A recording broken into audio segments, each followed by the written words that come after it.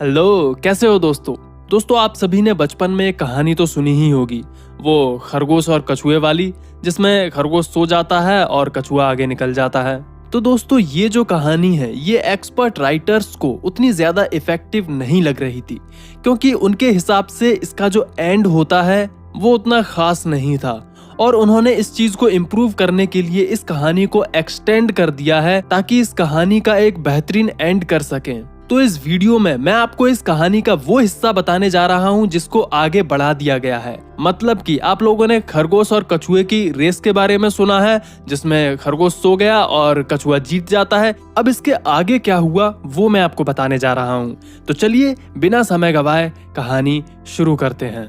दोस्तों पिछली कहानी से हमें ये पता चलता है कि धीमे और लगातार चलने वाला रेस जीतता है।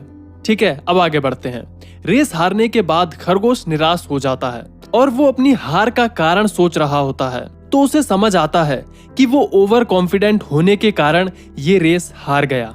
उसे अपनी मंजिल तक पहुंचकर ही रुकना चाहिए था। अगले दिन वो फिर से कछुए को दौड़ की चुनौती देता है। कछुआ पहली रेस जीतकर आत्मविश्वास से भरा हुआ था और तुरंत मान जाता है। दोनों के बीच फिर से रेस होती है। इस बार खरगोश बिना रुके एंड तक दौड़ता जाता है और कछुए को एक बहुत बड़े अंतर से हराता है। अब दोस्तों इतने हिस्से से हमें क्या समझ में आता है? तेज और लगातार चलने वाला धीमे और लगातार चलने वाले से हमेशा जीत जाता है। राइट, यानी कि धीरे और लगातार चलना अच्छा है, लेकिन अगर आप तेज और लगातार चलते हैं तो ये और भी अच्छा है। फॉर एग्जाम्पल, अगर किसी ऑफिस में इन दोनों तरह के लोग हैं तो इन दोनों में से तेजी से आगे वही बढ़ेगा जो तेज भी चल रहा है और लगातार चलता जा रहा है। कहानी अभी बाकी है मेरे दोस्त। इस बार कछुआ कुछ सोच विचार करता है और उसे ये बात समझ आती है कि जिस तरह से अभी रेस हो रही है वो कभी भी इसे जीत नहीं सकता है। वो एक बार फिर खरगोश को एक नई रेस के लिए चैलेंज करता है, पर इस बार वो रेस का रूट अपने मुताबिक, मतलब कि रेस का रास्ता अपने तरह से रखता है और खरगोश उसके लिए तैयार हो जाता है। रेस शुरू होती है। खरगोश तेजी से अपनी मंजिल की ओर बढ़ता है, पर उस रास्ते में एक तेज नदी बह रही होती है। बेचारे खरगोश को वहीं रुकना पड़ता है। कछुआ धीरे धीरे चलता हुआ वहां पहुंचता है, आराम से नदी पार करता है और अपनी मंजिल पर पहुंचकर रेस जीत जाता है। दोस्तों इससे हमें समझ में आता है कि पहले अपनी स्ट्रेंथ को जानो और उसके मुताबिक काम करो तो आपकी जीत निश्चित ही है। फॉर एग्जाम्पल, अगर आप एक अच्छे लेक्चरर हो, अच्छा बोलते हो, तो आपको आगे बढ़कर ऐसे अवसरों को लेना चाहिए जहां से आपको पब्लिक में बोलने का मौका मिले। ऐसा करके आप अपनी ऑर्गेनाइजेशन में और तेजी से आगे बढ़ सकते हो। दोस्तों कहानी अभी भी बाकी है। इतनी रेस करने के बाद अब कछुआ और खरगोश अच्छे दोस्त बन गए थे और एक दूसरे की ताकत और कमजोरी समझने लगे थे। दोनों ने मिलकर एक प्लान बनाया कि अगर हम दोनों एक दूसरे का साथ दें तो कोई भी रेस आसानी से जीत सकते हैं। इसलिए दोनों ने एक बार फिर से आखिरी रेस करने का फैसला लिया, लेकिन इस बार रेस किसी को हराने के लिए नहीं थी, बल्कि एक दूसरे के साथ से आगे बढ़ने के लिए थी। चलो, खरगोश और कछुआ दोनों अगली रेस के लिए तैयार थे। दोनों स्टार्टिंग लाइन पे खड़े हो गए।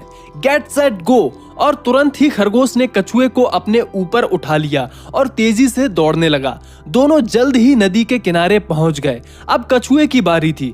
कछुए ने खरगोश को अपनी पीठ पर बैठाया और दोनों आराम से नदी पार कर गए। अब एक बार फिर खरगोश कछुए को उठाकर फिनिशिंग लाइन की ओर दौड़ पड़ा और दोनों ने साथ मिलकर रिकॉर्ड टाइम में रेस को पूरा कर लिया।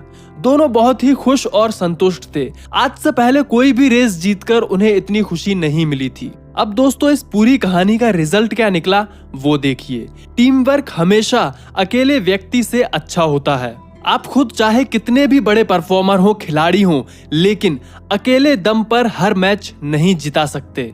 अगर लगातार जीतना है तो आपको टीम में काम करना सीखना होगा। आपको अपनी काबिलियत के अलावा दूसरों की ताकत को भी समझना होगा और जब ऐसी सिचुएशन हो उसके हिसाब से टीम की स्ट्रेंथ को यूज करना होगा। यहाँ एक बात और ध्यान देने वाली है। खरगोश और कछुआ दोनों ही अपनी हार के बाद निराश होकर बैठ नहीं गए थे, बल्कि उन्होंने उस स्थिति को समझने की कोशिश की और अपने आप को नई चुनौती के लिए तैयार किया। जहां खरगोश ने अपनी हार के बाद और अधिक मेहनत की, वहीं कछुए ने अपनी हार को जीत में बदलने के लिए अपनी स्ट्रेटेजी में बदलाव किया। दोस्तों, जब कभी आप फेल हों तो या तो अधिक मेहनत करें या अपनी प्लानिंग में बदलाव लाएं, या दोनों ही करें, पर कभी भी हार को आखिरी रिजल्ट मानकर निराश ना हो। बड़ी से बड़ी हार के बाद भी जीत हासिल की जा सकती है।